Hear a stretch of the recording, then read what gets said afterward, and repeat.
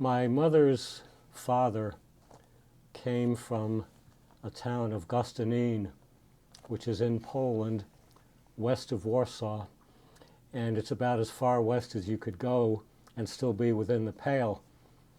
However, as far west as it was still within the Russian Empire. And what happened when I was a child is that his children had a tendency to make fun of Gostynin. They treated it like some hick place, like Dog Patch or Anatievka, and as a result, he was somewhat embarrassed to speak about it, and therefore no one ever really knew anything about what life was really like in Gostynin.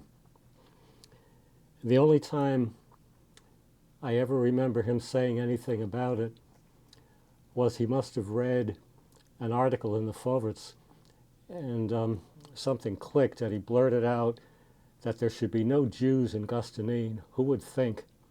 And it was a very simple statement, but of course there was a tremendous tragedy underneath it. And I had that, I think, in my mind when I went to the Holocaust Museum in Washington for the first time. In that museum, there's a passage where you can look out to the outside through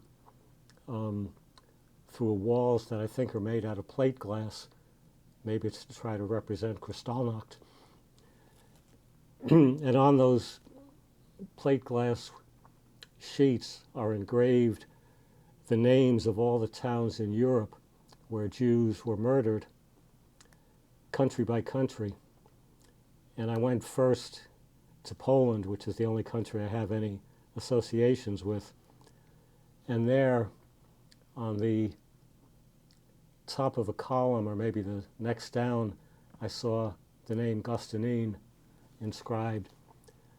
It was one of those hard, cold January days that you sometimes get even in Washington, D.C.